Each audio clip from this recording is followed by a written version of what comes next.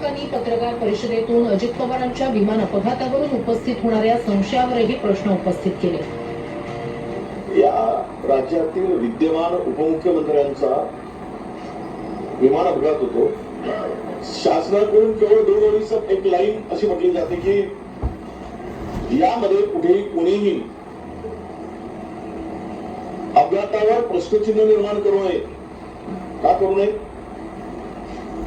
हा घातपात आहे की अपघात आहे, या संदर्भात महाराष्ट्रभर देशभर चर्चा सुरू आहे की आपल्या राज्याचे एक अत्यंत कर्तबगार आणि तडफदार उपमुख्यमंत्री माननीय अजितदादा पवार यांचा अपघात झाला की तो घातपात झाला, अशी संपूर्ण महाराष्ट्राच्या मनामध्ये निश्चितपणे ठाम अशी एक शंका आहे की हा अपघात आहे की घातपात आहे।